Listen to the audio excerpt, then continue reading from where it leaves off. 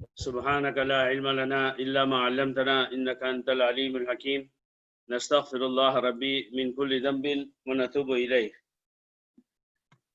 میرے بھائیوں، سورہ فاتحہ کی تفسیر ہم نے ختم کی تھی، اور اس وقت میں نے آپ سے عرض کیا تھا کہ سورہ فاتحہ کی جب بھی تفسیر ہوگی اس میں ایک چیز بہت ضروری ہے، اور وہ ہے کہ ہم اپنے طور پر یہ بھی سمجھیں کہ سورہ فاتحہ کو نماز میں پڑھنا فرض ہے، واجب ہے۔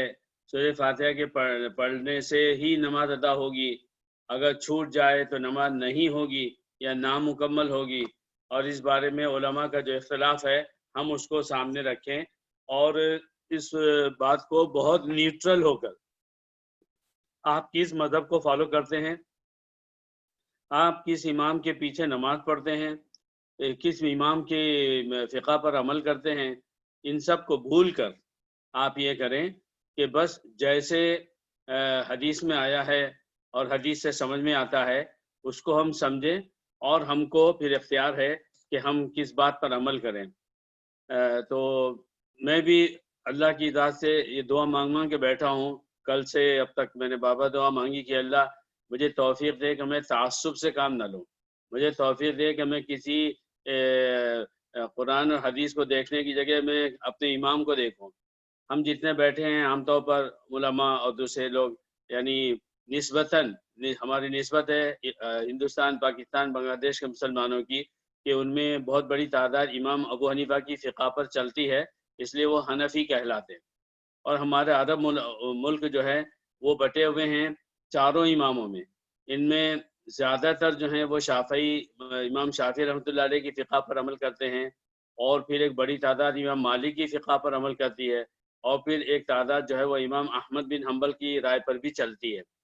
تو پہلی بات یہ ہے کہ امت کا اس بات پر اتفاق ہے کہ یہ چاروں امام ہوں یا ان کے علاوہ دوسرے لوگ ہوں، ان میں سے کوئی بھی گمراہ نہیں تھا، ان میں سے کسی نے بھی قرآن اور حدیث کو چھوڑ کر اپنی رائے پر عمل نہیں کیا ہے۔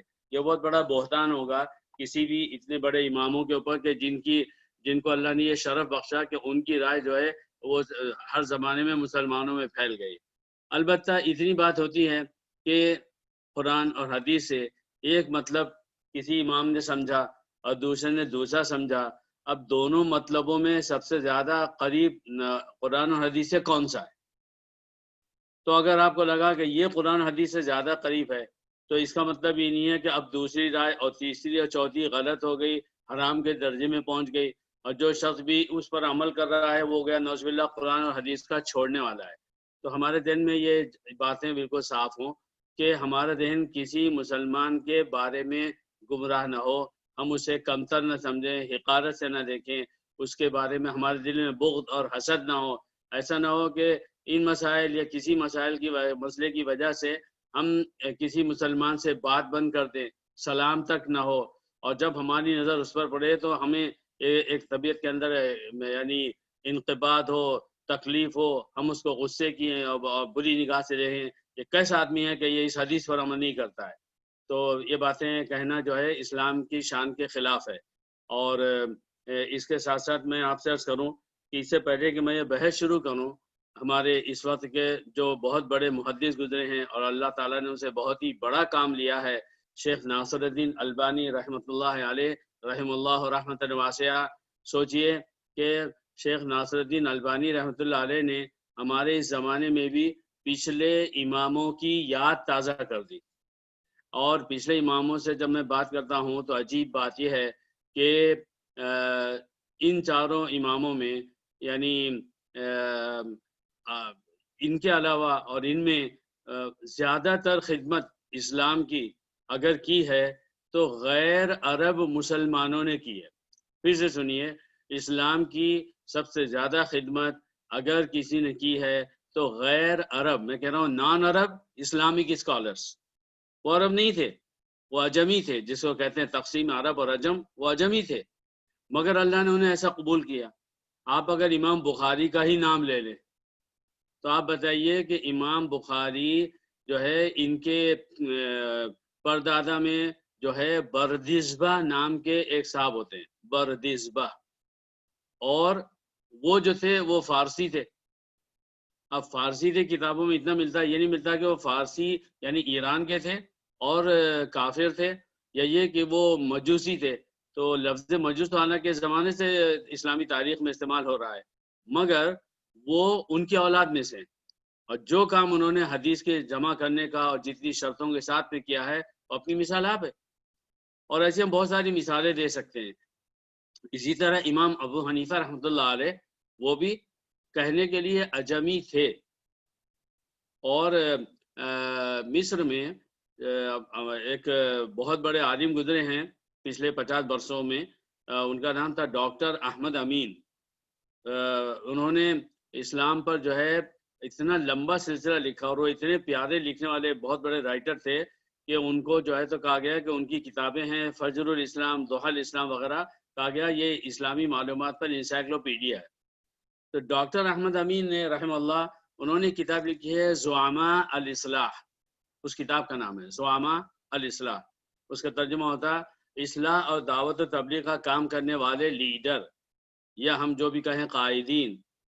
تو اس میں انہوں نے خاص طور سے یہ بات لکھی ہے کہ عجیب بات یہ ہے کہ اسلام عربوں پر میں نازل ہوا، اور قرآن جو ہے غیر نان عربوں نے زیادہ سمجھا، اور حدیثوں کے اور اسلام کی بحیثیت مجموعی as a whole naan Arab Muslim scholars نے کی ہے.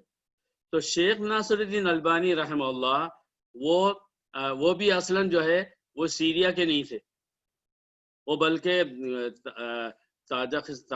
تاجکستان یا روس کے کسی ملک کے ہیں، یا نہیں وہ ہے اس کے ہیں البان، کیا کہتے ہیں اسے انگلش میں، اچھا سا نام ہے نا، بوسنیا اور اس کے علاوہ جو ہے، تو وہ وہاں کے تھے. اور اللہ نے انہیں ایسا نوازا کہ انہوں نے امام بخاری کی یاد تازہ کر دی حدیثوں کی چھان پڑک میں. اور بہت ساری حدیثیں جو ہمارے مسلم امت میں رائج تھی، انہوں نے اس کی سند، اب آپ حضرات لفظ سند سمجھتے ہیں نیریشنز، تو نیریشنز کو انہوں نے دوبارہ چیک کیا اور ثابت کیا کہ بہت ساری حدیثیں وہ فیبریکیٹڈ ہیں، ضعیف ہیں، اس طرح کی بات ہے. شیخ ناصر الدین البانی رحمہ اللہ، وہ قرأت خلف الامام، امام کے پیچھے جو شخص نماز پڑھتا ہے اس کو قرأت کرنا چاہیے، وہ اس کے قائل تھے، اور انہوں نے وہی بات فرمائی ہے. مگر چونکہ وہ محدث تھے اور ایماندار تھے، اور ان کے امانتداری میں کوئی شک نہیں، ان کے علم میں کوئی شک نہیں، تو انہی کا ایک کیسٹ میں نے، ہمارے ایک اہل حدیث ساتھی ہیں، تو ان کے ساتھ میں نے سنا، اور اس میں انہوں نے اس حدیث پر بحث کی، انما جعل الامام لیتم بہ، یہ حدیث ثابت ہے، صحیح حدیثوں میں اس حدیث کا شمار ہوتا. تو اس کی تشریح، اس حدیث کا ترجمہ ہے کہ امام کو امام اس لیے بنایا گیا ہے کہ آپ اس کو فالو کریں، لیتم بہ، اس کا ترجمہ ہوگا فالو کریں، اس کی اقتداء کریں. اس حدیث کی تشریح میں شیخ ناصر الدین البانی رحمہ اللہ رحمۃ واسعہ، انہوں نے یہ فرمایا، میں تو یہ کہتا ہوں کہ اس حدیث کا تقاضا یہ ہے کہ اگر تم کسی حنفی امام کے پیچھے نماز پڑھ رہے ہو تو حنفی جیسے نماز پڑھا رہا ہے آپ بھی ویسے پڑھو، تاکہ اس حدیث پر مکمل عمل ہو جائے. اور اگر تم کسی شافعی یا مالکی یا حنبلی کے پیچھے نماز پڑھ رہے ہو تو وہ جس طرح سے پڑھ رہا ہے اور نماز کو پڑھا رہا ہے تم اسی کو فالو کرو. تو انہوں نے یہ بہت بڑی وسعت قلبی کے ساتھ یہ بات کہی، اور انہوں نے صحیح بات کہی ہے. تو ہم سب سے پہلے یہ لیتے ہیں کہ یہ جو آپ کے سورہ فاتحہ ہے، اس کا نماز میں پڑھنا کیا درجہ رکھتا ہے. چونکہ حضرت عبادہ بن صامت رضی اللہ عنہ، یہ بہت بڑے صحابی ہیں، اور ان سے امام بخاری رحمۃ اللہ علیہ نے بخاری میں حدیث ذکر کیا ہے، اور اس حدیث میں یہ آیا ہے لا صلاۃ الا بفاتحۃ الکتاب، نماز نہیں ہوگی مگر سورہ فاتحہ کے ساتھ. تو یہ ہے وہ سب سے زیادہ مشہور اتھینٹک حدیث کہ جس کی بنیاد پر امام شافعی رحمہ اللہ، امام احمد بن حنبل، امام مالک سری نمازوں میں، امام مالک سری نمازوں میں یعنی ظہر اور عصر میں اس بات کے قائل ہوئے، اور انہوں نے کہا کہ ان کی سمجھ میں آتا ہے کہ امام کے پیچھے جب مقتدی نماز پڑھے گا تو اس کو سورہ فاتحہ پڑھنا ضروری ہے. اور ہمارے ان علماء نے اس کو اتنا ضروری قرار دیا کہ اگر کوئی شخص امام کے پیچھے سورہ فاتحہ نہیں پڑھتا ہے اس کی نماز نہیں ہوتی ہے۔ اماموں میں امام ابو حنیفہ رحمہ اللہ انہوں نے یہ کہا کہ سورہ فاتحہ کی اہمیت سے بالکل انکار نہیں ہے، لیکن اللہ رب العزت نے قرآن مجید میں سورہ مزمل میں یہ فرمایا ہے فَقْرَؤُوا مَا تَيَسَّرَ مِنَ الْقُرْآنِ، تو تم قرآن پڑھو جتنا بھی تمہارے لیے میسر ہو، آسان ہو۔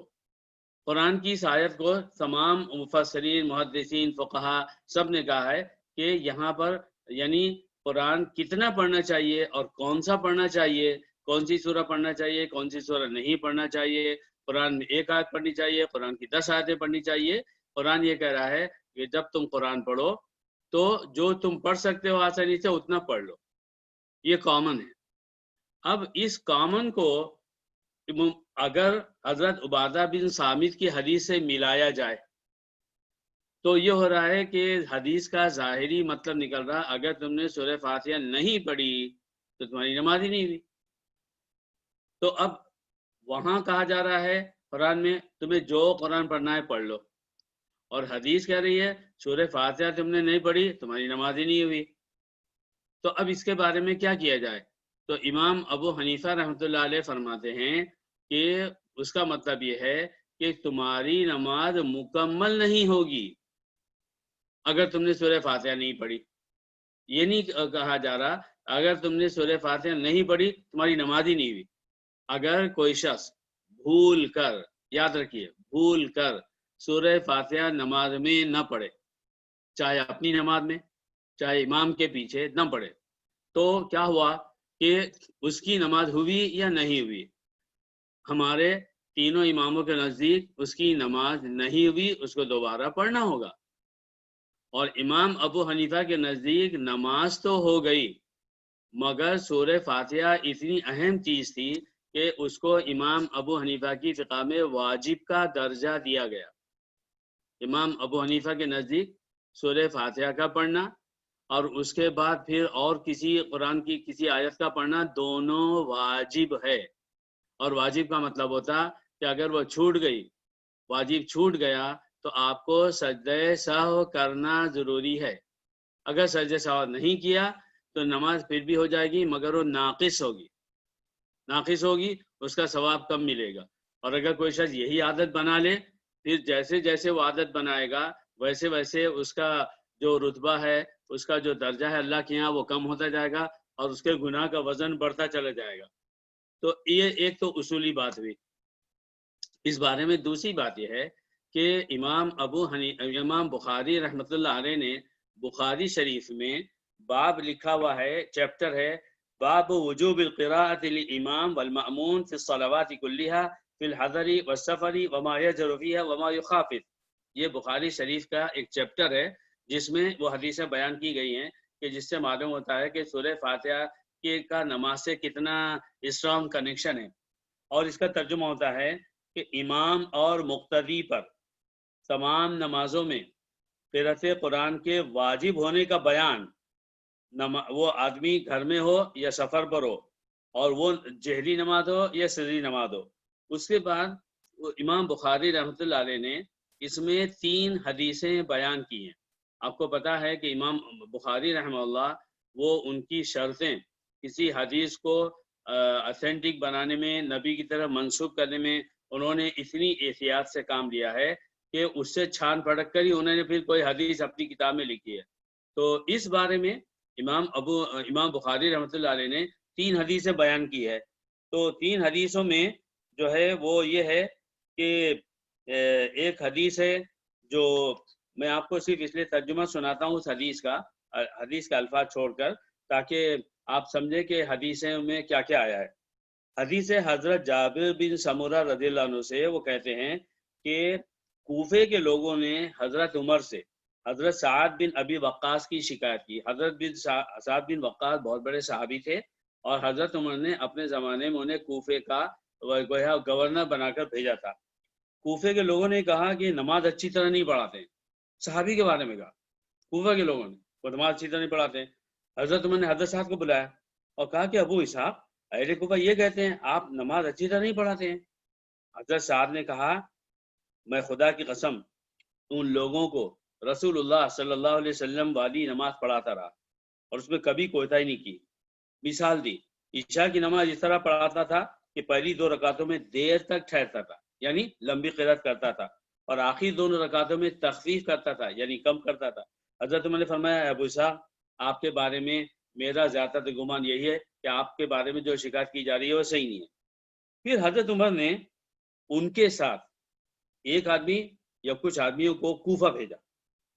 حضرت عمر نے کیا کیا، حضرت سعد بن ابی وقاص ان کے ساتھ 1 یا 2 آدمیوں کو یا 2-4 آدمیوں کو بھیجا جو اہل کوفہ سے حضرت سعد کے بارے میں سوالات کریں گے۔ سروے ہوگا شہر میں کہ بھئی یہ حضرت سعد بن وقاص ہے تمہارے گورنر، ان کے بارے میں یہ جو نماز پڑھاتے ہیں آپ کا کیا خیال ہے؟ نماز اچھی پڑھاتے ہیں، سنت کے مطابق پڑھاتے ہیں، کیا کرتے ہیں وہ بتائیں۔ انہوں نے کوفے کی حضرت سعد میں ہیں اور 2-4 آدمی جو حضرت عمر نے انویسٹیگیشن کے لیے بھیجا ہے، ان سبوں نے کوفہ میں ایک مسجد میں جا کر لوگوں سے پوچھا۔ اہل کوفہ حضرات سب حضرت سعد کی تعریف کرتے رہے کہ نہیں بالکل نہیں، یہ صحابی ہیں، بڑے درجے کے ہیں، اعلیٰ طرح کی نماز پڑھاتے ہیں۔ مگر کیا ہوا کہ بنو عبس میں ایک مسجد ہے، وہاں گئے، وہاں ایک شخص تھا، اس کا نام تھا اسامہ بن قتادہ اور اس کی کنیت تھی ابو سعدہ۔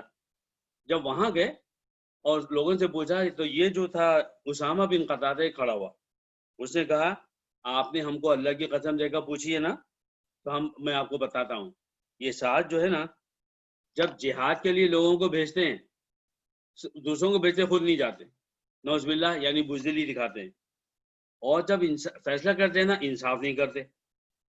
یعنی اس نے بھی یہ نہیں کہا کہ یہ نماز اچھی پڑھتے ہیں یا بری پڑھتے ہیں یا نماز میں کمی ہوتی ہے، اس نے ایک نئے ٹاپک چھیڑ دیا کہ جب جہاد ہوتا ہے یہ دوسروں کو بھیجتے خود نہیں جاتے، غلط بات تھی۔ اور یہ کہ جب انصاف کرتے ہیں تو کیس میں فیصلے میں انصاف نہیں کرتے۔ حضرت سعد بن ابی وقاص کو جب یہ انہوں نے سنا، انہیں بہت دکھ ہوا، انہیں بہت غصہ آیا، اور انہوں نے فوراً کہا اللہ کی قسم میں تجھے 3 بد دعائیں دیتا ہوں، 3۔ نمبر 1 یہ کہا کہ اللہ اگر تیرا یہ بندہ جھوٹا ہے اور اپنی ریاکاری اور شہرت کے لیے کھڑا ہوا ہے، لوگوں کو بتانے کے لیے ارے حضرت سعد بن وقاص پہ وہ فلاں آدمی نے اعتراض کیا تھا، تو ایسا کر کے اس شخص کی عمر لمبی ہو، مگر اس کو جو ہے تو اس کو غریبی گھیر لے، عمر لمبی ہو اور غریبی گھیر لے، اور اس کو فتنوں کا نشانہ بنا دے، اس کو فتنوں کا نشانہ بنا دے۔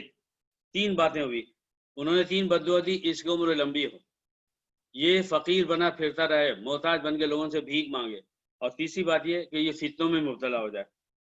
بعد میں کیا ہوا، اسامہ بن قتادہ بہت لمبی عمر تک رہا اور انتہائی فقیر اور محتاج رہا کہ لوگوں سے مانگ مانگ کر کھاتا تھا۔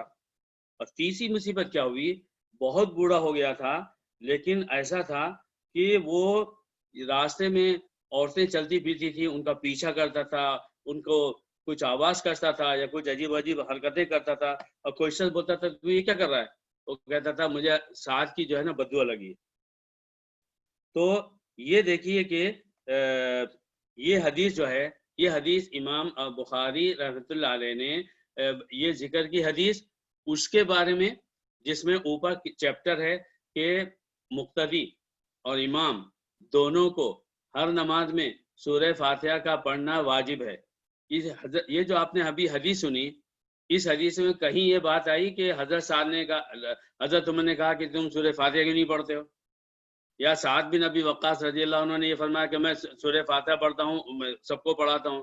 یہ حدیث محض ایک حدیث ہے، اس میں صرف اس بات کا ذکر ہے کہ حضرت سعد کی نماز کے بارے میں لوگوں نے شکایت کی، اور شکایت کیا تھی، یہ اچھی نماز نہیں پڑھاتے ہیں، یعنی لمبی نماز پڑھاتے ہیں۔ تو ایک تو یہ حدیث ہے۔ دوسرے حضرت عبادہ بن صامت سے روایت ہے کہ رسول اللہ صلی اللہ علیہ وسلم، درود شریف پڑھ لیا کیجیے، فرمایا جس نے سورہ فاتحہ نہیں پڑھی اس کی نماز نہیں ہوئی۔ یہ حدیث ایک دم صاف ہے، جس نے سورہ فاتحہ نہیں پڑھی اس کی نماز نہیں ہوئی۔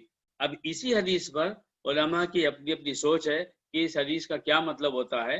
اور جب آپ مطلب سنیں گے ہر امام کی زبانی تو آپ کو محسوس ہوگا کہ نعوذ باللہ کسی امام نے بلا وجہ کوئی بات نہیں بولی ہے، اور ہر ایک کی جو سمجھ ہے اس کے پیچھے دوسری حدیثوں کا انبار ہے۔ تو ہمیں یہ سمجھنا چاہیے۔ حضرت ابو ہریرہ سے روایت ہے کہ رسول اللہ صلی اللہ علیہ وسلم، اب یہ تیسری حدیث ہے، یہ تیسری حدیث بھی امام بخاری نے ذکر کی ہے۔ یہ 3 حدیثیں ہیں کہ وہ حضرت ابو ہریرہ فرماتے ہیں ایک شخص مسجد میں آیا اور اس نے نبی صلی اللہ علیہ وسلم مسجد میں تشریف رکھتے تھے، اس نے کیا کیا، اس نے نماز پڑھی، اور نماز اس نے بہت جلدی جلدی پڑھی، بہت ہی جلدی، اور سلام نماز پڑھنے کے بعد جاتے جاتے اس نے نبی صلی اللہ علیہ وسلم کو سلام کیا، تو آپ صلی اللہ علیہ وسلم نے سلام کا جواب دیا اور فرمایا صلی فإنک لم تصلی، جاؤ نماز پڑھو، تم نے نماز نہیں پڑھی۔ اس نے پھر نماز پڑھی اور جلدی جلدی جلدی جلدی پڑھی، نہ ڈھنگ کا قیام ہوا، کھڑے ہونا ہے، نہ رکوع ہے، نہ ڈھنگ کا سجدہ ہے، اور اس کے بعد میں پھر سلام کیا، تو آپ نے پھر یہ فرمایا صلی فإنک لم تصلی، جاؤ نماز پڑھو، تم نے نماز نہیں پڑھی۔ اس نے پھر ایسے کیا، تیسری دفعہ بھی ایسا کرنے کے بعد جب نبی صلی اللہ علیہ وسلم نے یہ فرمایا تو اس نے کہا کہ اللہ کے رسول آپ دیکھ رہے ہیں میں کیسی نماز پڑھا ہوں، مجھے بتائیے میں کیسی نماز پڑھوں۔ تو اس پر آپ صلی اللہ علیہ وسلم نے یہ فرمایا کہ جب تم نماز کے لیے کھڑے رہو، جب تم نماز کے لیے کھڑے رہو تو اللہ اکبر کہو۔ اب یہ حدیث، وہ جو حدیث ہے اس کا ٹھیٹ ترجمہ سنیے، جب تم نماز کے لیے کھڑے رہو تو اللہ اکبر کہو، پھر جو قرآن کریم آسانی سے پڑھ سکتے ہو، یعنی جو قرآن یاد ہے وہ پڑھو۔ یہ ہے الفاظ حدیث، تیسری حدیث کے۔ پھر رکوع میں جاؤ یہاں تک کہ رکوع کی حالت میں اطمینان ہو جائے، پھر رکوع سے سر اٹھاؤ یہاں تک کہ سیدھے کھڑے ہو جاؤ، پھر سجدے میں جاؤ یہاں تک کہ سجدے کی حالت میں اطمینان ہو جائے، پھر سجدے سے سر اٹھاؤ یہاں تک کہ بیٹھنے کی حالت میں اطمینان ہو جائے، پھر اپنی پوری نماز اسی طرح مکمل کرو۔ تو ایک حدیث امام بخاری رحمۃ اللہ علیہ نے چیپٹر میں جس کا ٹائٹل ہے کہ سورہ فاتحہ ہر نماز میں پڑھنا واجب ہے، اس میں ایک حدیث ذکر فرمائی حضرت سعد بن وقاص کی، دوسری حدیث ذکر فرمائی حضرت عبادہ بن صامت رضی اللہ عنہ کی، اور تیسری حدیث ذکر کی حضرت ابو ہریرہ سے کہ جس میں ایک شخص نے نماز صحیح نہیں پڑھی تھی، آپ صلی اللہ علیہ وسلم سے 3 دفعہ نماز کو دہرانے کا حکم دیا، اور اس کے بعد بھی جب اس کی سمجھ میں نہیں آیا کہ دیکھو جب تم اللہ اکبر کہو تو پھر تم قرآن پڑھو، اور قرآن کیا پڑھو، دیکھیے اس کے الفاظ ہیں اذا قمت الى الصلاۃ، یہ بخاری شریف میں جو حدیث آئی ہے اس کے الفاظ ہیں اذا قمت الى الصلاۃ، جب تم نماز کے لیے کھڑے رہو فکبر، اللہ اکبر بولو، ثم اقرأ تیسر معک من القرآن، پھر تم کیا کرو، تمہیں جو بھی جتنا قرآن آسانی سے آتا ہے وہ پڑھ لو۔ تو یہاں پر جو چیز ہمارے لیے وہ سمجھنے کی ہے کہ اس تیسری حدیث میں نبی صلی اللہ علیہ وسلم نے ان صحابی سے یہ نہیں کہا کہ جب تم اللہ اکبر کہو تو تمہیں سورہ فاتحہ پڑھنا ہے، اگر تم نے نہیں پڑھی تو تمہاری نماز نہیں ہوگی، بلکہ آپ نے فرمایا جو قرآن پڑھ سکتے ہو پڑھ ڈالو۔ یہ ہے 3 حدیثیں بخاری شریف کی۔ ان 3 حدیثوں کے علاوہ میں آپ کو بہت شارٹ کٹ کر کے لے رہا ہوں، حضرت ابو ہریرہ رضی اللہ عنہ کی ایک اور حدیث ہے جس میں ایسا ہوا کہ انہوں نے نماز پڑھی، نماز پڑھنے کے بعد لوگوں سے کہا کہ تم جو ہے وہ سورہ فاتحہ نہیں پڑھتے ہو؟ انہوں نے کہا کہ ہم سورہ فاتحہ کیسے پڑھیں، امام پڑھ رہا ہے اور ہمیں تو قرآن کے سننے کا حکم ہے۔ تو انہوں نے حضرت ابو ہریرہ رضی اللہ عنہ نے فرمایا کہ ٹھیک ہے تب تم کم سے کم اپنے دل میں پڑھ لیا کرو، یعنی جب تم امام کے پیچھے ہو تو تم کیا کرو، اگر تم زور سے نہیں پڑھ سکتے ہو تو کم سے کم دل میں پڑھ لو۔ اور پھر یہی فرمایا کہ یہ جو ہے یہ اس میں یہ کہا گیا کہ بھئی اگر تم نے نماز میں سورہ فاتحہ نہیں پڑھی ہے تو پھر تمہیں جو ہے تو تمہاری نماز نہیں ہوگی۔ اب دیکھیے ایسا ہے کہ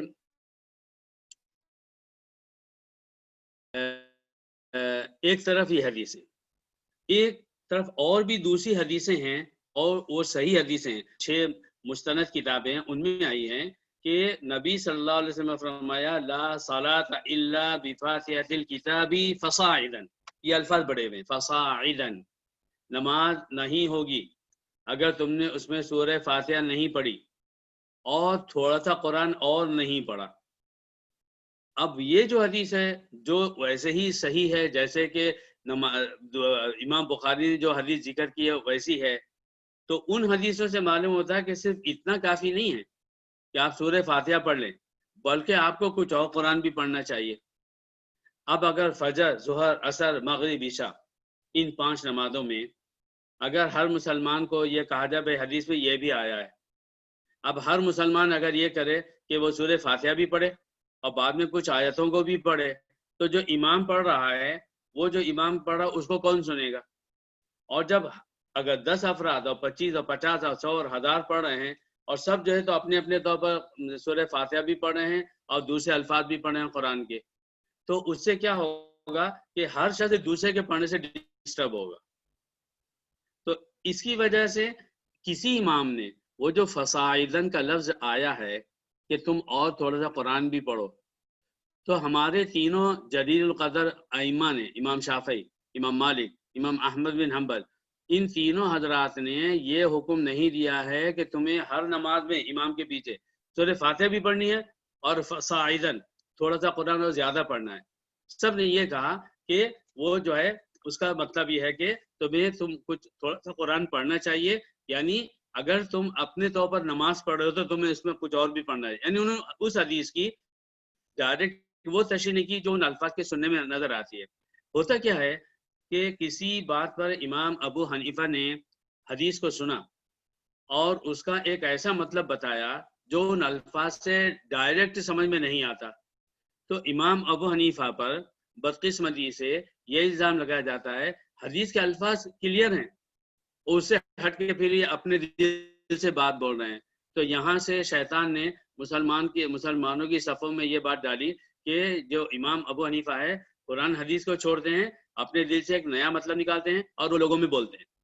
لیکن جب یہی ہمارے علماء اس حدیث میں دوسرے حدیثوں میں ان حدیثوں کو سن کر اس کا ایک مطلب وہ اپنی سمجھ کے مطابق بیان کرتے ہیں، تو تب کوئی یہ نہیں کہتا کہ دیکھو انہوں نے بھی قرآن اور حدیث کے ڈائریکٹ الفاظ کو چھوڑا اور اپنے دل سے ایک نیا مطلب بیان کیا. اور امام مالک رحمۃ اللہ علیہ جو خود ایک جلیل القدر عالم ہیں، امام ہیں، اور مکہ شریف میں رہے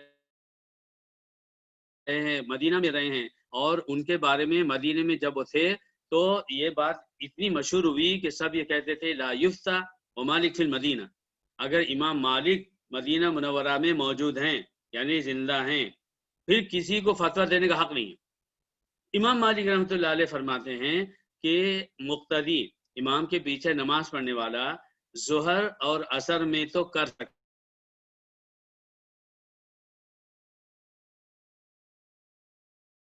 ہے، لیکن فجر اور مغرب اور عشاء بہت ساری حدیثیں ہیں. تو اب خلاصہ کیا نکلا کہ ایک سوال یہ ہے کہ کیا مسجد میں امام کے پیچھے جب ہم نماز پڑھیں وہ چاہے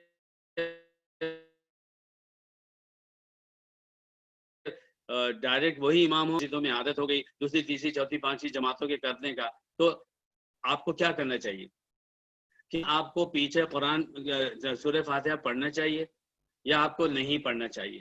اگر آپ پڑھتے ہیں تو کیا آپ غلط کرتے ہیں؟ جواب یہ ہے کہ آپ بالکل غلط نہیں کرتے، کیونکہ 3 اماموں نے جو بات کہی انہوں نے حضرت عبادہ بن صامت کی حدیث کو سامنے رکھ کر کہا ہے، اور اگر آپ سورہ فاتحہ پڑھ لیں گے تو آپ کا اس حدیث پر عمل ہو جائے گا. اب امام ابو حنیفہ فرماتے ہیں کہ امام کے پیچھے آپ کو قرأت کرنے کی ضرورت نہیں ہے، کیونکہ امام جو قرأت کر رہا ہے وہ سب کی طرف سے قرآن کو پیش کر رہا ہے، اور وہ آپ کا لیڈر ہے، وہ جو پڑھ رہا ہے اپنی طرف سے اور آپ کی طرف سے سب کی طرف سے پڑھ رہا ہے. تو اگر آپ پیچھے نہیں پڑھتے ہیں، چاہے وہ فجر ہو، چاہے ظہر ہو، عصر ہو، مغرب ہو، عشاء ہو، اس کی قرأت آپ کی طرف سے، تو یہ بات بھی صحیح ہے. یہ حدیث صحیح ہے، کہاں سے معلوم ہوا؟ یہ وہیں سے معلوم ہوا جن حدیثوں میں نبی صلی اللہ علیہ وسلم نے یہ فرمایا کہ تم جو بھی قرآن تمہیں یاد ہے وہ پڑھ لو. یہ نہیں کہا کہ سورہ فاتحہ نہیں پڑھو گے تو نماز نہیں ہوگی. اور اس کے علاوہ ایک بات اور ہے، چاروں اماموں کے نزدیک اور بلکہ سارے اماموں کے نزدیک، جتنے اماموں کو ہم جانتے ہیں اور جن کو ہم نہیں جانتے، اگر ایک شخص مسجد میں داخل ہوا اور اس کی پہلی یا دوسری یا دونوں یا تیسری یا چوتھی اس کی رکعتیں چھوٹ گئی اور اس نے پھر اپنی نماز بعد میں مکمل کی، ایسی صورت میں کیا ہوا؟ اگر آپ کی پہلی رکعت چھوٹ گئی ہے اور آپ جیسی داخل ہوئے تو امام رکوع میں جا رہا تھا، آپ فوراً رکوع میں شامل ہو گئے. اب آپ جب رکوع میں شامل ہوئے تو سورہ فاتحہ تو آپ نے نہیں پڑھی، تو اب کیا ہونا چاہیے؟ آپ کی نماز نہیں ہونی چاہیے. اور ہمارے علماء سارے امام ہمارے ہیں، ان میں سے کوئی بھی یہ کہتا کہ اگر تم ڈائریکٹ رکوع میں چلے جاؤ گے تو چونکہ تم نے سورہ فاتحہ نہیں پڑھی، تمہاری وہ رکعت ہی نہیں ہوئی، دما نہیں ہوئی، تم کو دہرانا ہوگا. مگر کسی بھی امام نے یہ فتویٰ نہیں دیا ہے. سب نے یہ کہا ہے کہ اگر رکوع کی حالت میں امام مل گیا آپ کی وہ رکعت ہو گئی. تو اس طرح سے جو ہے یہ بات ہوتی ہے کہ بھئی آپ نے اب یہ کیسے کہہ دیا، رکوع میں آیا اور اس کی جو ہے تو سورہ فاتحہ چھوٹ گئی، تو آپ کے فتوے کے مطابق یہ ہونا چاہیے کہ اس کی نماز نہیں ہوئی. تو یہاں پر سارے علماء سارے ائمہ کسی اختلاف کے بغیر ذکر کرتے ہیں کہ نبی صلی اللہ علیہ وسلم نے صحیح حدیث میں یہ فرمایا ہے، من ادرک رکعتن والامام فی رکوعہ، حدیث کے الفاظ مجھے ٹھیک سے یاد نہیں، کہ اگر آپ رکوع میں امام رکوع میں تھا اور آپ رکوع میں گئے اور رکوع میں آپ کو امام مل گیا تو آپ کو وہ رکعت مل گئی. تو وہ کہتے ہیں کہ اس حدیث کی وجہ سے ہم یہ کہتے ہیں کہ اگر امام جو ہے رکوع میں جا رہا تھا یا جا چکا تھا اور آپ پہنچے اور آپ کو رکوع سچ مچ رکوع مل گیا، ایسی صورت میں آپ کی نماز ہو گئی. لیکن اس سے ایک بات یہ معلوم ہوئی کہ سورہ فاتحہ کا فرض ہونا، دیکھیے جو چیز بھی اسلام میں فرض کا درجہ رکھتی ہے وہ چھوٹنے پر ہر حال میں وہ عبادت کا عمل ٹوٹ جاتا ہے. ایسا نہیں ہے کہ وہ کہیں پر ٹوٹتا ہے کہیں پر نہیں ٹوٹتا، جو فرض ہے وہ فرض ہے. تو اس لحاظ سے یہ سمجھ میں آتا کہ جب قرآن نے یہ کہا ہے کہ وَإِذَا قُرِئَ الْقُرْآنُ فَأَنصِتُوا لَهُ، قرآن کے الفاظ ہیں کہ فَاسْتَمِعُوا لَهُ وَأَنصِتُوا، جب قرآن پڑھا جائے تو تم اس کو سنو اور غور سے سنو، وَأَنصِتُوا، اور بالکل خاموشی کے ساتھ سنو. تو اب قرآن کا پڑھا جانا نماز جیسی عبادت میں ہو اور اس میں امام اپنی سورہ فاتحہ پڑھے، حضرت اپنی پیچھے نہ پڑھے اور سورہ فاتحہ کو نہ سنا جائے جو امام پڑھ رہا ہے، تو یہ قرآن کی خلاف ورزی میں شمار ہو جائے گا. تو اس کو سامنے رکھ کر امام مالک رحمۃ اللہ علیہ نے یہ فتویٰ دیا. جو الزام لگا ہے کہ امام مالک رحمۃ اللہ علیہ حضرت عبادہ بن صامت کی حدیث کو چھوڑ رہے ہیں، نہیں کہے گا اور کوئی کہے گا وہ جاہل ہوگا. تو اسی طرح امام ابو حنیفہ کی فقہ کو بھی لیجئے، اور امام ابو حنیفہ کی فقہ میں بھی وقت کے بڑے بڑے علماء نے، پہلے کے اور آج کے، انہوں نے بات ہے اس میں سب سے زیادہ یہی بات صحیح سمجھ میں آتی ہے کہ فجر میں، مغرب میں اور عشاء میں نہ پڑھی جائے تاکہ ہم امام کی قرات کو سن سکیں، اور ظہر میں اور عصر میں اگرچہ کہ امام پڑھتا ہے مگر آواز سے نہیں پڑھتا ہے، لہذا سورہ فاتحہ ضرور پڑھی جائے. تو یہ وہ معمولی سا فرق ہے جو ہے. اور یہ مسئلہ کسی بھی زمانے میں وہ ایسا مسئلہ نہیں تھا کہ کفر اور اسلام کا بن جائے اور جو شخص پڑھتا ہے وہ سمجھے میں اعلیٰ درجے کا مسلمان ہوں اور جو نہیں پڑھتا ہے اس کو سمجھے انتر درجے کا مسلمان ہے. پھر اس کی بنیاد پر سورہ فاتحہ اگر نہ پڑھنے والے کو دیکھے تو سلام نہ کرے، منہ پھیر لے اور اس کے بارے میں بدگمانی ہو، یا نہ پڑھنے والا اگر پڑھنے والے سے ملے تو وہ یہی سب کرے. تو یہ ایک ہمارے زمانے کی بدنصیبی ہے کہ جس مسئلے میں علماء میں اختلاف ہے اور دونوں طرف حدیثوں کی بھرمار ہے، اس میں ہمارے درمیان میں یہ بڑا فرق ہو گیا کہ ہمارے دونوں گروپ جو پڑھتے ہیں جو نہیں پڑھتے وہ ایک دوسرے کو بڑی بری نظر سے دیکھتے ہیں، انہیں سلام کرنے میں تک گریز کرتے ہیں. تو یہ تو بہت بڑی جو ہے تو اللہ تعالیٰ کے معاملات میں جسارت ہے، اور میں سمجھتا ہوں کہ اس سے گناہ ہوگا جو شخص بھی ایسا کرے.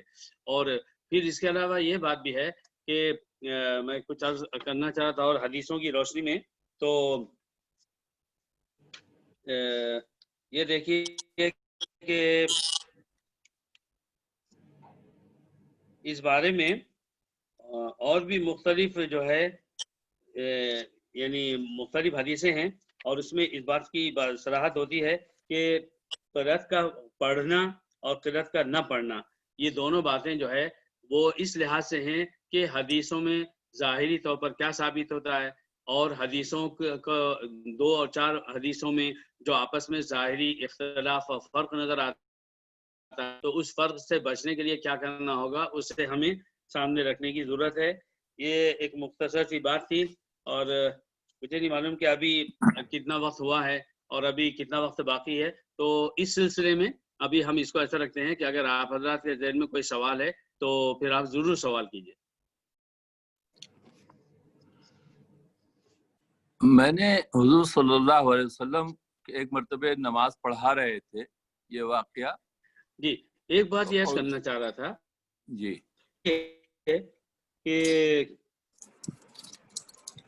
جو حضرت ابو ہریرہ رضی اللہ عنہ کی جو حدیث ہے جس میں انہوں نے یہ فرمایا کہ اگر تمہیں پڑھنا ہی ہے تو تم اپنے دل میں پڑھو، تو آپ اس کے الفاظ سنیے جو حضرت ابو ہریرہ نے فرمایا ہے، ان کنتم لابد فاعلین فلیقرأ احدکم فاتحۃ الکتاب بنفسہ۔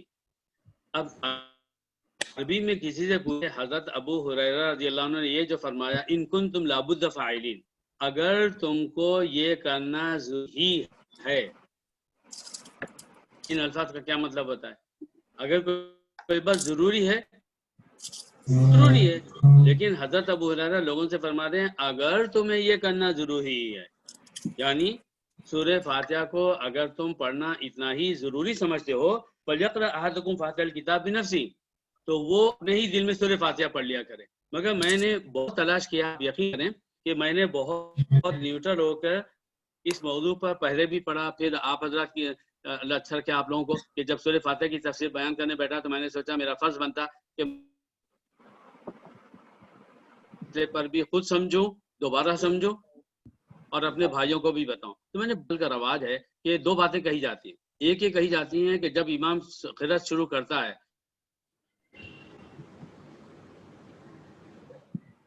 الحمدللہ رب العالمین، الحمدللہ رب العالمین، اس نے کہا الرحمن الرحیم، اس سے پہلے کہ وہ مالک یوم الدین پڑھے آپ جلدی سے پڑھ لیجئے، اور اسی طرح ہر آیت کو جلدی جلدی پڑھتے جائیں۔ یہ بات کہیں حدیث میں نہیں آئی ہے، نہ ڈائریکٹ آئی ہے اور نہ انڈائریکٹ آئی ہے۔ اور اس کے ساتھ ساتھ کہ امام جب سورہ فاتحہ پڑھے تو آپ صرف سنو، اور جیسی غیر المغضوب علیہم ولا الضالین پڑھے اس کے بعد امام تھوڑی دیر خاموش کھڑا رہے مسجد میں، اور امام اتنی دیر کھڑا رہے کہ پیچھے جو ہے مقتدی ہیں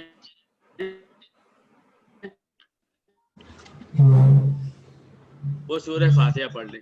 یہ بات ڈائریکٹ آئی ہے۔ اب ہمارے علماء نے، ہمارے موجودہ علماء نے یا پہلے کے علماء نے نعوذ باللہ وہ گمراہ نہیں ہے، مگر انہوں نے اب یہی ساری چیزیں دیکھ کر کہ قرآن سے معلوم ہو رہا ہے قرآن کو سننا ہے جب بھی پڑھا جائے، اور حدیث سے معلوم ہو رہا ہے کہ دونوں کو کیسے کمبائن کیا جائے، تو انہوں نے اپنی ایک رائے اس کو پیش کی ہے۔ اب ہم نہیں الزام دیں گے وہ اپنی رائے پر چلتے ہیں، حدیثوں کو چھوڑ دیتے ہیں، نہیں، ہم کہیں گے اخلاص کے ساتھ میں انہوں نے ایک بات کہی، اور علماء کا آپس میں اس بات پر اتفاق ہے کہ اگر مجتہد کسے کہتے ہیں؟ مجتہد کا ویسے معنی ہوتا ہے کوشش کرنے والا، لیکن جب لفظ مجتہد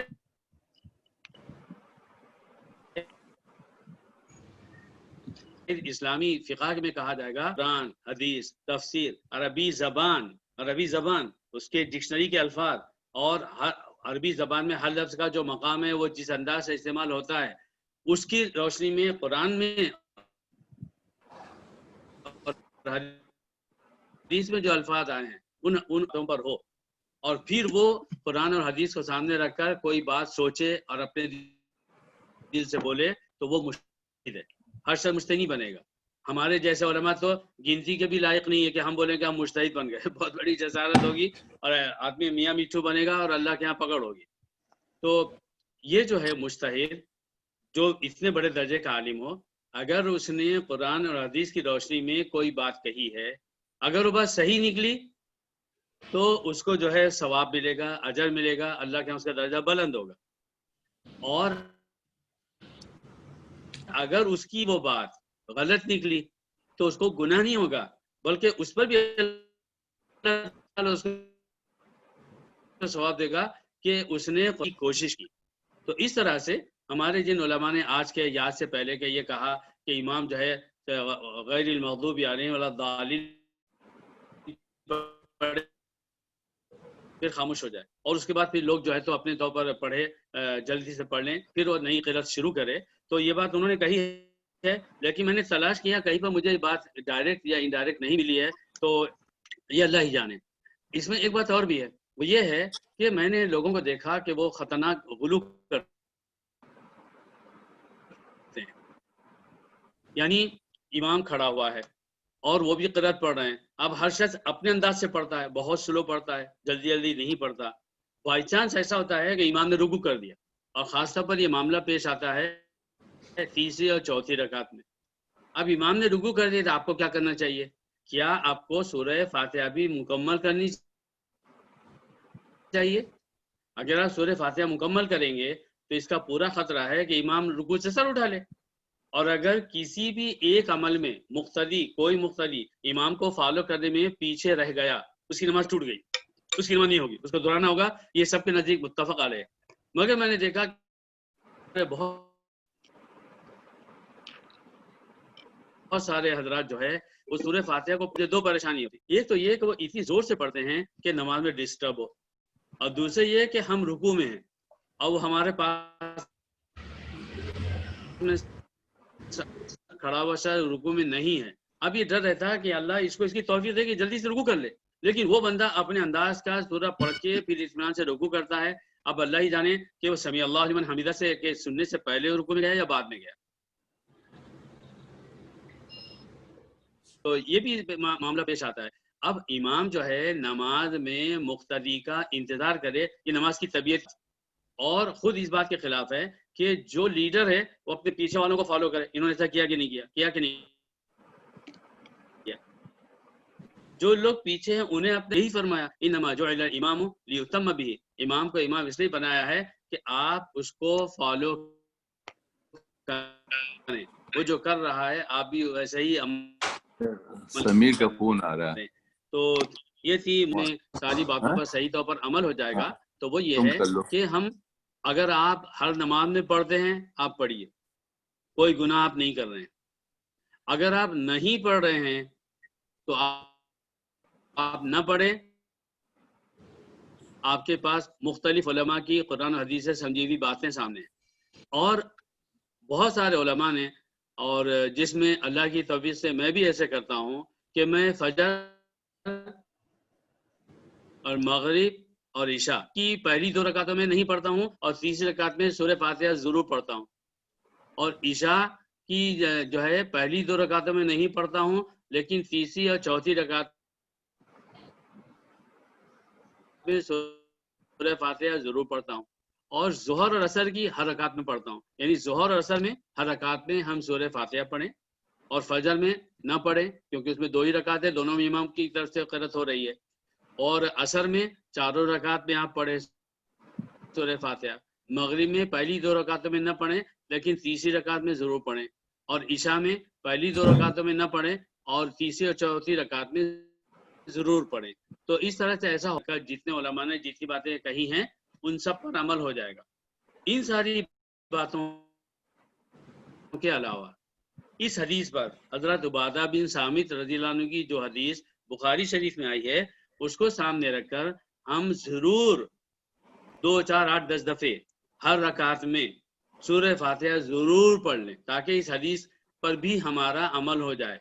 میں فقہ کے اعتبار سے امام ابو حنیفہ کی فقہ پر چلتا ہوں، یعنی حنفی ہوں، لیکن ہمیں کسی بھی امام کی رائے میں تعصب سے کام نہیں لینا چاہیے، بلکہ یہ کرنا چاہیے کہ ہمیں جو ہے دل بڑا کر کے ہر حدیث پر عمل کرنے کے لیے دوسرے اماموں نے جو کچھ فرمایا اس پر بھی ہم اپنی زندگی میں عمل کر لیں۔ اس سلسلے میں مجھے یاد ہے کہ کتابوں میں کسی ان بزرگ کا نام نہیں دیا گیا، مگر ان کی طرف منسوخ کر کے یہ بات کہی گئی کہ ایک بزرگ نے اپنے بیٹے کو یہ وصیت فرمائی کہ بیٹے زندگی میں ہر عبادت میں اور ہر کام میں نبی صلی اللہ علیہ وسلم نے جو کچھ فرمایا ہے اور کتابوں میں لکھا ہے وہ کسی امام کی رائے ہو، آپ ایک دفعہ زندگی میں کم سے کم اس کے اوپر عمل کر لیں تاکہ نبی صلی اللہ علیہ وسلم کی بتائی ہوئی ہر حدیث پر عمل ہو جائے۔ مجھے یہ بات بہت اچھی لگی کہ زندگی میں آپ جو ہے تو نماز کی بات لیجئے تو آپ ضرور جو ہے سورہ فاتحہ پڑھیے، کبھی ہاتھ سینے کے اوپر باندھیے، کبھی امام مالک رحمۃ اللہ علیہ کی فقہ پر عمل کر کے ہاتھ چھوڑ کر نماز پڑھی، اور کبھی امام ابو حنیفہ کی رائے پر عمل کر کے آپ ناف پر باندھیے۔ سورہ فاتحہ بھی ضرور پڑھ لیجئے زندگی میں 2 یا 4 10 20 دفعے، اور کبھی آمین کو آہستہ بولیے اور کبھی آمین کو زور سے بھی بول دیجئے کہ ہر حدیث پر عمل ہو جائے۔ اسی طرح اور جو بھی باتیں ہم کو حدیثوں میں ملتی ہیں تو ہم ضرور کریں، اور ہمارے وہ مسلمان بھائی جو عرب ملکوں میں رہتے ہیں اور جن میں زیادہ تر تعداد اماموں کی جو ہے وہ حنفی نہیں ہیں بلکہ شافعی یا حنبلی یا مالکی ہے، تو جب ہم ان کے پیچھے نماز پڑھتے ہیں تو وہ جس نماز پڑھتے ہیں ہم بھی ویسی پڑھیں۔ اور رمضان میں مختلف لوگوں نے ہر رمضان میں مجھ سے مسئلہ پوچھا کہ بھئی امام ابو حنیفہ کے نزدیک جو ہے تراویح کی 20 رکعت ہے، ہم اپنے ملک میں 20 پڑھتے تھے، اب یہاں پڑھتے ہیں وہ 8 رکعت پڑھتے ہیں، اب ہم کیا کریں؟ کیا باقی کی 12 رکعت جو ہے الگ سے پڑھ لیں؟ تو میں نے انہیں سمجھایا کہ دیکھو سب سے پہلی بات یہ ہے کہ تراویح کا 8 رکعت پڑھنا حدیثوں سے ثابت ہے، تو یہ تم کہو کہ نہیں 8 ثابت نہیں 20 ثابت ہے، یہ غلط بات۔ جب آپ امام کے پیچھے پڑھ رہے ہیں آپ اپنے دل میں یہ نیت کریں کہ حدیثوں سے ثابت ہے کہ 8 رکعت پڑھی گئی ہے، اور وتر کی نماز بھی پہلے 2 رکعت بعد میں رکعت پڑھی ہے، یہ بھی حدیثوں سے ثابت ہے، تو آپ پڑھ لو، آپ کی نماز مکمل ہو گئی۔ آپ کو بعد میں 12 رکعت پڑھنے کی ضرورت نہیں ہے، آپ پڑھنا چاہتے بہت اچھی بات ہے، نفل نماز ہے جس کی چاہو پڑھو، لیکن اگر آپ یہ سوچو گے کہ یہ حدیثوں میں نہیں آیا، حدیثوں کے خلاف ہے، تو آپ کو گناہ ہوگا۔ مگر میں نے یہ دیکھا کہ ہمارے جتنے مسلمان بھائی یہاں پر آ کر 20 کی جگہ 8 رکعت پڑھنے لگ گئے تراویح کی، شاید اللہ معاف کرے مجھے بدگمانی سے بچائے، اس میں آسانی ہے، محنت کم لگتی ہے، اس لیے انہوں نے یہ کرنا شروع کر دیا۔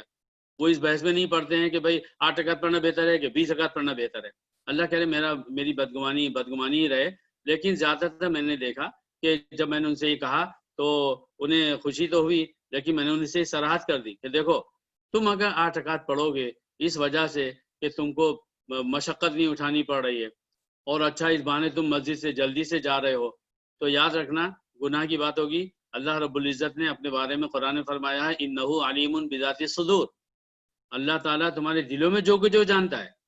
اگر تمہاری نیت حدیث پر عمل کرنی ہوگی الحمدللہ، اور اگر حدیث پر عمل کرنے کے لیے اپنی ذاتی آسانی کے بارے میں تم سوچتے ہو، یہ گناہ کی بات ہے۔ اور میرا معمول رہا کہ میں نے جب میں قرآن پڑھاتا ہوں تراویح میں تو میں پورے 20 رکعت پڑھاتا ہوں، لیکن اس کے بعد جب قرآن ختم ہو جاتا ہے 26ویں روزے کو، تو جو باقی دن بچتے ہیں 27 28 29 اور اللہ تعالیٰ اگر چوتھا دن بھی دے دے تو ان 4 دنوں میں اپنے گھر سے قریب کی مسجد میں جاتا ہوں اور وہاں 8 رکعت ہی پڑھتا ہوں، وہاں وتر بھی ویسے ہی پڑھتا ہوں جیسے کہ امام صاحب پڑھا رہے ہیں، اور میرے دل میں یہ نیت ہوتی کہ اللہ میں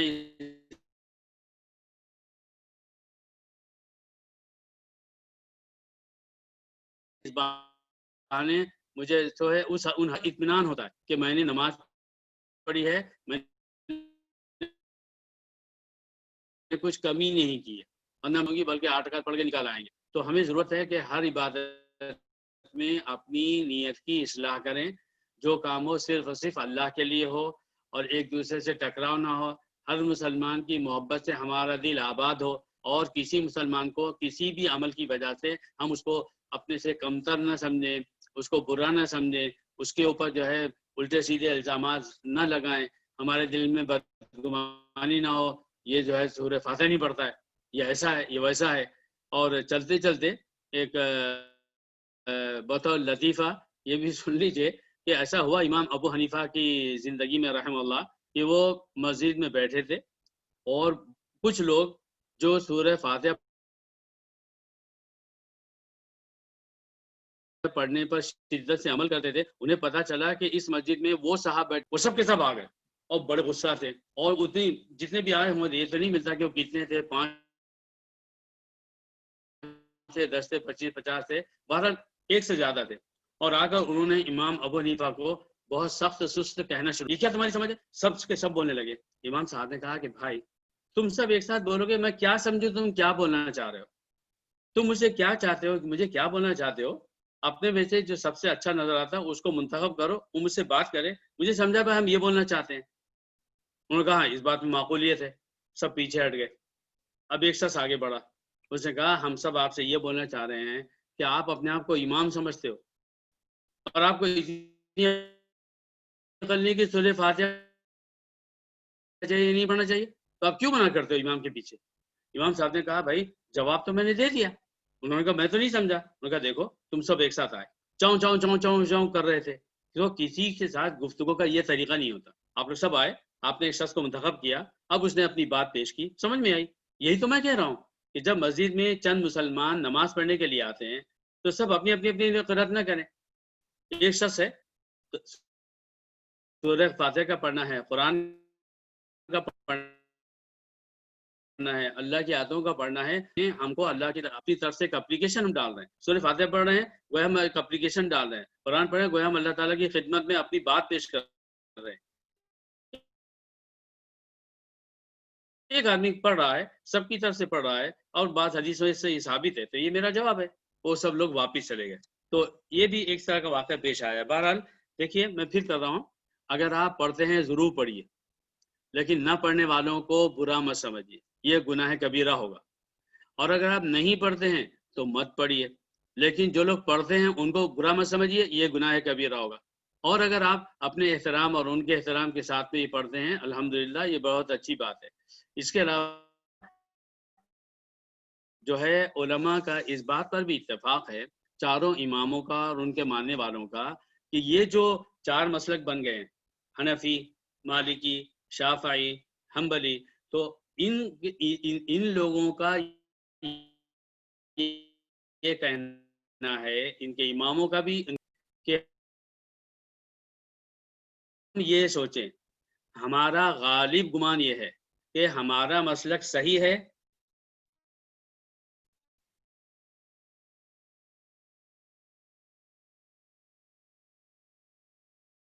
اور احتمال ہے امام کی رائے پر چلتے ہیں وہ زیادہ صحیح ہے۔ اور 25 ہماری سمجھ میں بات آتی کہ شاید سامنے والے کی بات قرآن و حدیث کے مطابق نہیں ہے، اور وہ دوسرا بھی یہی سوچے کہ 75% میرے خیال میں ہمارے والا جو ہے تو وہ حق پر ہو۔ اب اس ڈویژن کے ساتھ میں آپ ایک دوسرے سے ملیے، شادیاں کیجئے، باتیں کیجئے، اور ہر 2 مسلمان کو آپس میں جو معاملہ کرنا چاہیے وہ آپس میں کرنا چاہیے۔ اللہ تعالی ہمیں تعصب سے بچنے کی توفیق عطا فرمائے اور ہر حدیث پر عمل کرنے کی توفیق عطا فرمائے۔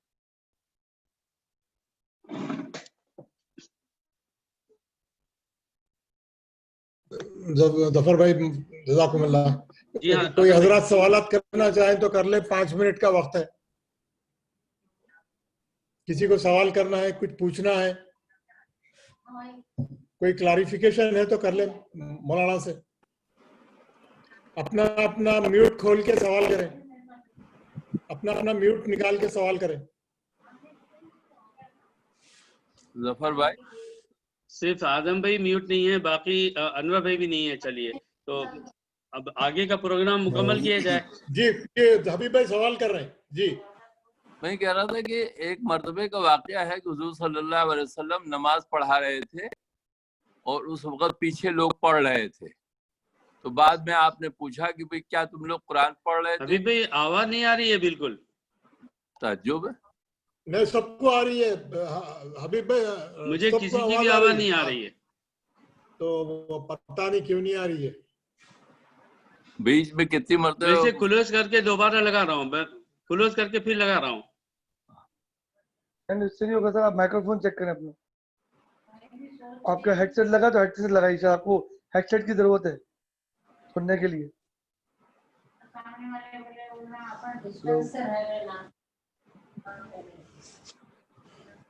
پورا بند کر کے سسٹم بند کر کے پھر شروع کر رہے شاید مول صاحب.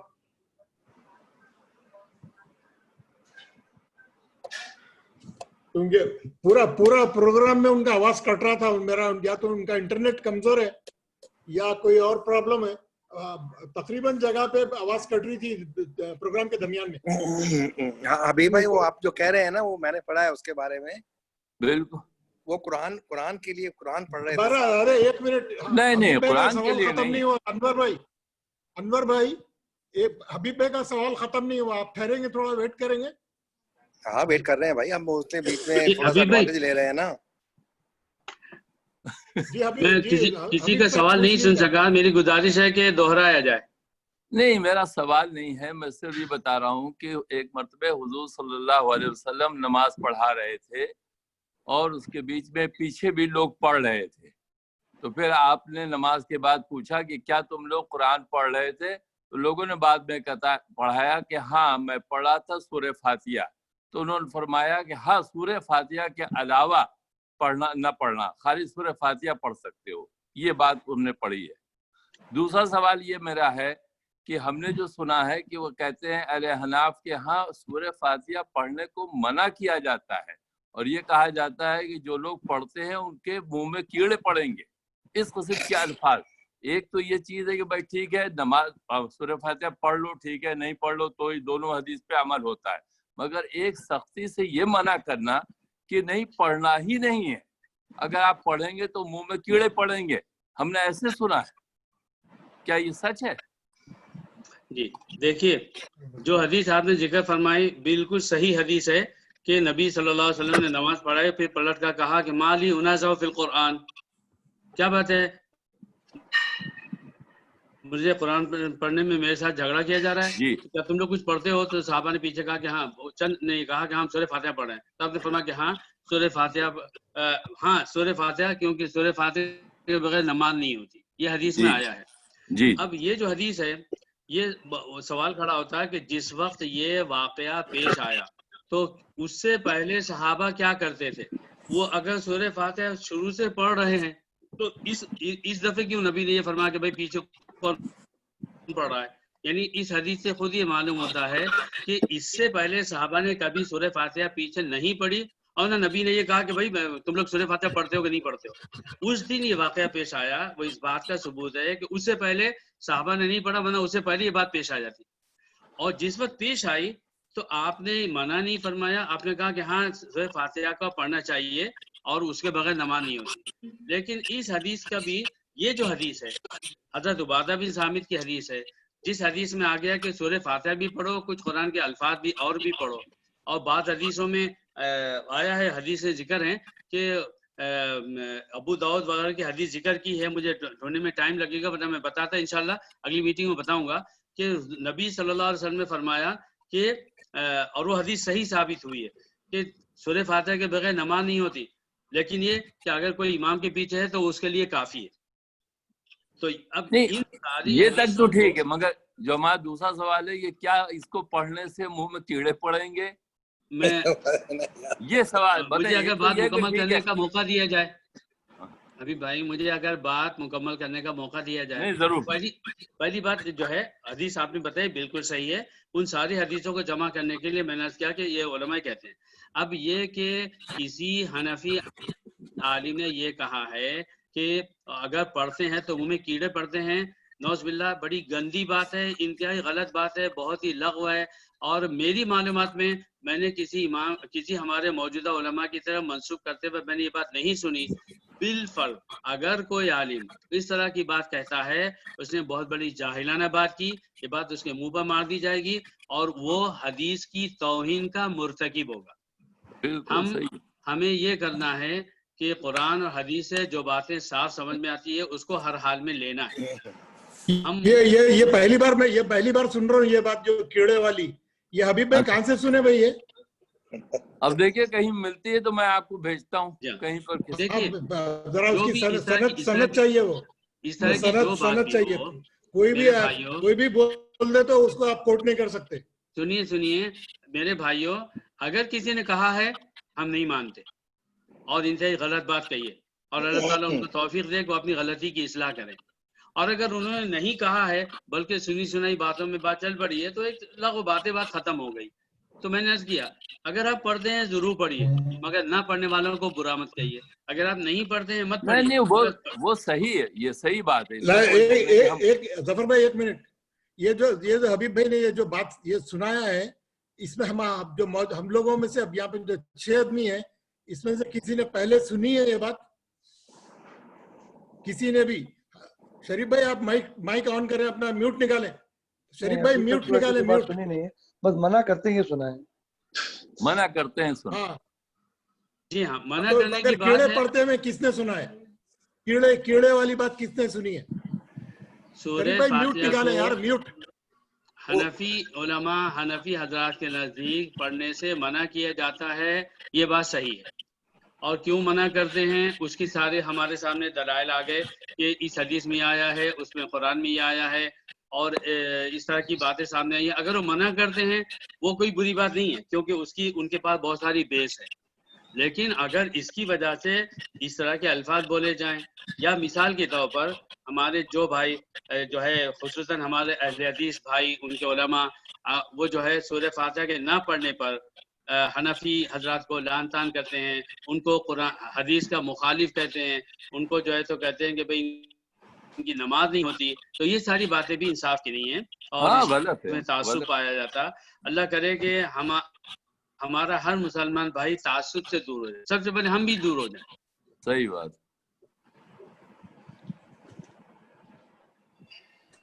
ہاں بھائی، نیکسٹ کوسچن کس کا ہے بھائی؟ اور اس کو یہ نہ دیکھیں نہیں کرتا. جی یہ جو اپنا رکوع میں ملتے ہیں جا کے، میں نے دیکھا ہے بہت سارے عربوں کو وہاں پہ کہ جو ہے وہ اپنا کھڑے ہو کے دوبارہ اس کو اپنی رکعت کو پوری کرتے ہیں، جبکہ میں نے دوسرے لوگوں کو دیکھا ہے وہ بھاگ کے دگ دگ کرتے ہوئے جا کے اس میں رکوع میں شامل ہو جاتے ہیں. اگر نہیں ملا تو وہ کھڑے رہتے ہیں، 2 سجدے نہیں کرتے. آپ نے بہت اچھی بات پوچھی. یہ والا جو ہے جی، یہ جو رکوع کو وہ جو اپنا ایک بچانے کے لیے کہ ہمیں سورہ فاتحہ نہیں پڑھی، میں نے پھر امام صاحب سے پوچھا وہاں پہ، انہوں نے کہا کہ ہاں بالکل صحیح ہے، کیونکہ انہوں نے فاتحہ نہیں پڑھی، سورت نہیں پڑھی، ان کو کھڑے ہو کے پڑھنا چاہیے چاہے کہ وہ رکوع میں مل گئے ہوں. جبکہ ہمارے حنفی حضرات جو ہیں وہ جب رکوع میں ملتے ہیں بھاگ کے جاتے ہیں، جا کے اس میں شامل ہوتے ہیں کہ اگر نہیں رہے تو نہیں شامل ہو سکے تو رکوع نکل گیا تو وہ 2 سجدے بھی نہیں کرتے، کھڑے رہیں گے. تو کیا یہ وہ زیادہ بہتر نہیں ہے کہ آدمی اپنی جو ہے اس رکوع اپنا اس کو پورا کرے، سورہ فاتحہ پڑھے، اس کے بعد وہ رکوع کرے؟ دیکھیے نے بہت پیاری ہمارے ظفر بھائی آپ کیا کرتے ہیں، آپ اس کی وضاحت طلب کریں. اور لوگ کیا کرتے ہیں مسجد میں، ویسے سوالات تو بہت ہو جائیں گے، ہر آدمی ایک نئے قسم کا کام کرتا. آپ وہ سوالات نہیں کریں، وہ تو وہ جو کرنے والا پوچھے گا آپ کیا صحیح سمجھتے ہیں یا کیا غلط، اس کے بارے میں سوال کریں. وہ آدمی بھاگ کے آیا وہ جانے اس کا مطلب، آپ کا کیا طریقہ کار ہے اس کے بارے میں آپ سوال کریں. وہ تو انہوں نے بتا دیا بھائی صاحب، انہوں نے بتا دیا وہ اپنا طریقہ کار کیا ہے ان کا. میں اسی کے اوپر میں نے سوال کیا ہے. وہ کہہ رہے ہیں اگر رکوع میں شامل ہو گیا تو ہے. اگر میں نے کہا کہ وہ جو عرب لوگ پڑھتے ہیں جو ہمارے حنفی حضرات نہیں پڑھتے ہیں، کیا کون سا طریقہ صحیح ہے، کون سا افضل ہے، آپ اس کو کہیں گے کون سا طریقہ بہتر ہے؟ اور میجورٹی آف دا پیپل جو ہے اس کو نہیں کرتے. مجھے کچھ کہنے کی اجازت دیجیے. سب سے پہلی بات یہ ہے کہ دین کی کوئی بھی بات کوئی ایکس وائی زیڈ کرتا ہے یا نہیں کرتا ہے یہ اتھینٹک نہیں ہے. وہ چاہے عالم ہو چاہے غیر عالم ہو، ہر بات میں سب سے پہلا سوال اس میں آپ نے شاید حدیث پر سنی ہوگی، بڑی مزیدار حدیث ہے. ایک صحابی تھے، ان کا نام مجھے نہیں یاد ہے، وہ جو ہے مسجد میں آئے، انہوں نے دیکھا کہ امام رکوع میں ہے اور وہ صفوں دور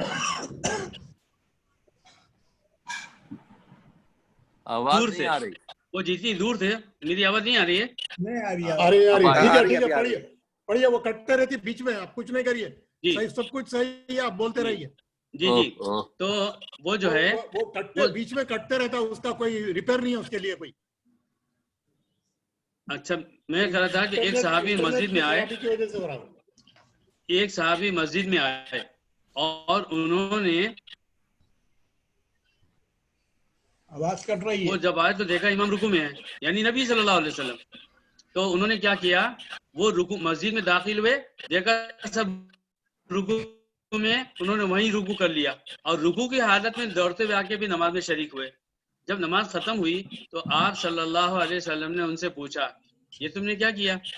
उन्होंने कहा कि अल्लाह के रसूल, मैं डरा कि सफ़ों तक पहुंचूंगा तो मेरा रुकू छूट जाएगा, तो उसकी खातिर मैं पहली रुकू में चले गया मस्जिद के दरवाजे से। और अल्लाह ताला तुम्हें ये जो तुम नमाज की हिफाजत करना चाह रहे हो, अल्लाह तुम्हें इसकी ज्यादा तौफीक दे, मगर अब दोबारा मत करना। आपने क्या फरमाया, वला तुईद, इसको दोबारा मत करना। तो नबी ने इसकी इजाजत नहीं दी। इस एतबार से कोई भी मुसलमान मस्जिद में दाखिल हो, हमारी मुश्किल ये है कि हम दुनिया का हर काम पूरे चैन और इत्मीनान, आराम और भरपूर टाइम देकर करते हैं, और दीन के काम में हम जितना कम से कम वक्त लगा सकते हैं उतना लगाते हैं। अब नमाज को लीजिए, अजान, हम मस्जिद में कब पहुंचते हैं? अजान के फौरन बाद, अजान से पहले, पहली सब की फिक्र, या ऐसा होता है कि मुसलमानों की अक्सरियत, यहाँ तक के दीनदार, अभी तो अजान हुई, अभी चलते हैं, फिर घर का कोई काम होता, फिर ये होता, फिर वो होता, फिर वुजू हुआ, फिर बाथरूम गए, फिर गए, उसके बाद गए तो ना सुन्नत पर खड़ी थी, और ये हमेशा हो रहा है, ये बजाय खुद गुनाह है। हम मस्जिद में हमेशा लेट आए, नमाज हो जाएगी नहीं, इसका कोई सवाल नहीं है, नमाज जरूर हो जाएगी, लेकिन अल्लाह ताला ये तो पूछेगा कि बंदे तू मेरे दरबार में जब भी आता है देर से आता है, दर्जा घटेगा। अब ये बात कि जब आप इमाम रुकू से पहले पहुंचे तो एक शख्स ये है कि अभी आप खड़े हो रहे थे, ये बात गौर से सुनिए, सबसे पहले हर शख्स को ऑफिशियली हर नमाज में ऑफिशियली दाखिल होना है। ऑफिशियली दाखिल होने का क्या मतलब है कि वो सफ में जैसे ही खड़ा हुआ, उसने अपने दिमाग में सोच लिया मैं जोर पढ़ रहा हूं, पहले जब कहा अल्लाह अकबर, हम इसको बोलते हैं तकबीर तहरीमा, यानी वो तकबीर कि जिसके बोलने के बाद दुनिया के दूसरे काम सब नॉट अलाउड, तहरीमा हराम हो गए यानी नॉट अलाउड। और उसने एक सेकंड के लिए सही उसने हाथ बांध लिया, या अगर हाथ ना भी बांधा, लेकिन सबसे पहले उसने कहा अल्लाह अकबर नमाज में एंट्री के लिए, उसके बाद फौरन उसने कहा अल्लाह अकबर और रुकू में गया, तो सबके नजदीक उसकी नमाज सही हो गई। और सारे उलमा के नजदीक, हनफी, शाफी, हम्बली, सलफी, मालिकी, सबके नजदीक अगर कोई शख्स नमाज में आया और रुकू में दाखिल होने की खातिर उसने क्या किया, हाथ उठाया नहीं उठाया, उसने नियत की नहीं की, उसने कहा अल्लाह अकबर, अब उसकी नमाज नहीं हुई, क्योंकि पहले एंट्री तो ले लो, तुमने नमाज, तुम ऑफिशियली इंटर हुए ही नहीं चले थे, तो पहला लफ्ज़ अल्लाह अकबर का वो तो नमाज में इंटर होने का था, और तुम्हारे दिमाग में है मुझे रुकू के लिए अल्लाह अकबर कहना है, ये एक बात है। अब इसके साथ क्या होता है, खुद ब खुद मुख्तलिफ लोगों की मुख्तलिफ हैसियत कैफियत हो जाती है। जैसे जो हजरात सूरह फातिहा को इंतहाई ज़रूरी समझते हैं, ये वो गलत अमल करते हैं कि वो रुकू के करीब पहुंचे, या तो उन्होंने सूरह फातिहा मुकम्मल नहीं की तो वो मुकम्मल कर रहे हैं और उसके बाद रुकू में जा रहे हैं, तो ये जो वो डिले हो रहे हैं रुकू में शरीक होने में, ये वो इस्लामी एतबार से, उसूल एतबार से गलत करे। उनका काम है भाई आपको सूरह फातिहा पढ़ना है, बड़ी अच्छी बात है, 5 मिनट पहले आइए ना, लेकिन आप हमेशा आएंगे लेट, और फिर सूरह फातिहा पढ़े ना पढ़े की कैफियत में आप आएंगे, फिर इमाम के साथ रुकू में पहले सूरह फातिहा मुकम्मल करेंगे, बाद में रुकू में जाएंगे, कभी रुकू मिलेगा कभी छूटेगा, तो ये सारी कैफियत जो है दीन से गफलत को बता की हिफाजत करे।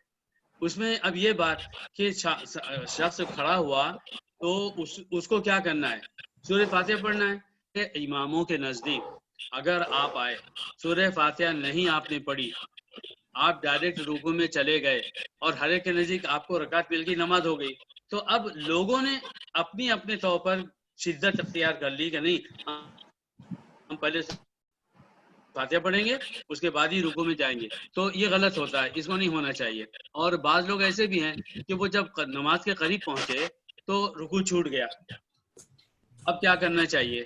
आपको दोनों का इख्तियार है, क्योंकि अब जब रुकू छूट गया है तो आप इंतजार करें कि इमाम सजदे में जाए, सजदे फिर जब वो क़याम के लिए दूसरी रकात के लिए खड़े हो तब आप शरीक हो। जायज़ है, गुनाह नहीं होगा, लेकिन एक चीज़ है जायज़ और एक चीज़ है मोहब्बत। आप अल्लाह के सामने खड़े हैं, कितनी हिम्मत की बात है कि लोग तो अल्लाह के सामने सजदे में पड़े हैं, आप खड़े हुए। इसमें क्या परेशानी है कि आपने अल्लाह अकबर कहा और आपने रुकू नहीं किया था, पहले ऑफिशियली इंटर हो गए नमाज में, अल्लाह अकबर अपनी नीयत के साथ कि मैं नमाज पढ़ रहा हूँ, फिर अल्लाह अकबर बोल के आप सजदे में चले जाएं।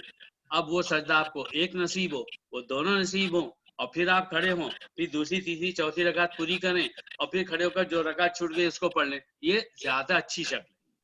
इसमें नमाज का एहतराम है, सजदों का एहतराम है, और हम जो है अपनी जो है सिर्फ खड़े हुए हैं इंतजार में, ये नहीं हो रहा है, बल्कि हम और 2 सजदे ज्यादा करें जो कि अल्लाह के यहाँ काउंटेड हो जाएंगे। अल्लाह के यहाँ वो एक्स्ट्रा 2 सजदे काउंटेड हो जाएंगे, सवाब मिलेगा। दुनिया में हर मुफ्ती बोलेगा पहली रकात छूट गई दोबारा पढ़ो। सही, माशाल्लाह, ये बहुत अच्छा जवाब आपका, अल्लाह का शुक्र, अल्हम्दुलिल्लाह। नहीं, यही सही तरीका है, हाँ, यही तरीका है। बिल्कुल, आदमी यही सही तरीका है, आदमी को फौरन ज्वाइन कर लेना चाहिए जिसमें भी हो। बिल्कुल बिल्कुल, यही है। अब अपना जो है उसमें जो ना, जो हबीब भाई आपने जो बात की है ना, मैं यहाँ पे उसको फेस कर रहा हूँ। मेरी बात थोड़ी सी हो जाएगी। उसमें क्या है कि मैं मगरिब से पहले 2 रकात पढ़ता हूँ ना, मुझे इतना बुरा समझा जाता है यहाँ पे कि ये कहाँ से आ गया मस्जिद में। हाँ, वो नहीं मानते ना, वो नहीं मानते। और वो एक साहब, मैं आपको एक बहुत मजेदार बात सुनाना चाहता हूँ। मुझसे अक्सर लोग आवाज आपकी रुक रही है, कंट्रीज में ये बात पूछी कि वो उसका मेरे पास इलाज नहीं है, वो कंप्यूटर आदम भाई ने फरमाया नेट की परेशानी है, तो आवाज आ रही है? आपका नेट खराब है, आप